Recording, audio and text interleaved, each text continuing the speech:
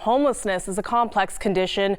Being unhoused opens these individuals to a variety of dangers and medical conditions. But there's a new movement pushing medical providers to meet those people in their environment. It's called street medicine, and I got the chance to join one of these teams on their rounds and see firsthand how the program helps. Okay. And anything medically going on besides? Back killing me, man. Is it? Not very many people want to come out here and help the homeless people, you know what I'm saying? So it's we were kind of sketchy about it, you know what I'm saying? We had to build that little bond up with them. Now there's a special bond between us. Morning, guys. How are you? On a Thursday morning, Dr. Matthew Bear is in the middle of a consultation with longtime patient Perry. How are things, dude? Oh, everything's going good. While Perry's dogs run around and the sunrise warms the morning air, Dr. Bear is checking Perry's Sublocade injections. How's it been, cravings and all that stuff? I don't have no cravings. I don't even look for it. Dr. Bear and his team are setting up near the riverbed. It's barely 7 a.m., but the unsheltered individuals camping nearby are already awaiting their arrival. But a lot of what we do is actually non-medical, and it's harm reduction. A large portion of the homeless population has a very jilted or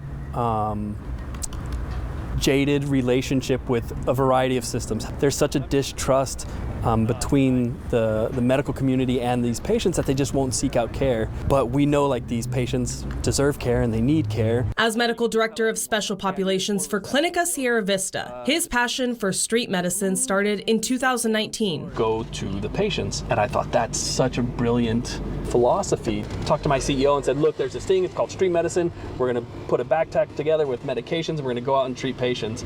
And he was like, yeah, let's do it. The team has come a long way from medical supplies in a backpack. Now it's not just harm reduction and hygiene. We treat so much lung disease, COPD, diabetes, high blood pressure. They've partnered with other providers to offer care to pets, even provide showers and haircuts.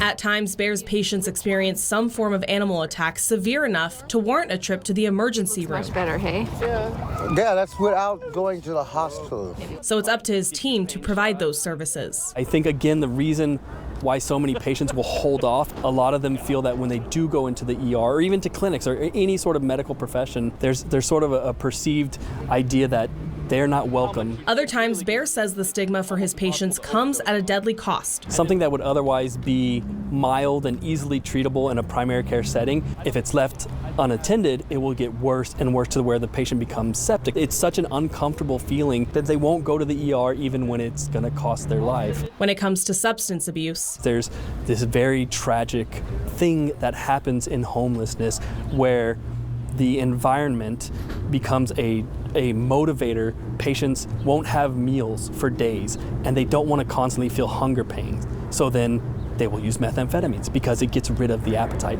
They will use methamphetamines to stay up during the night so they can sleep in the day where they're more visible by other people to avoid sexual assault. It is 24/7 trauma and it's going to tax your mental health, and the only access these people have to any sort of reprieve from that is often illicit substances. After checking in with his patients at the campsite, Bear and his team drive into the riverbed looking for any others they haven't seen yet. Okay, they're going to be up here on the side of the hill. You'll see them.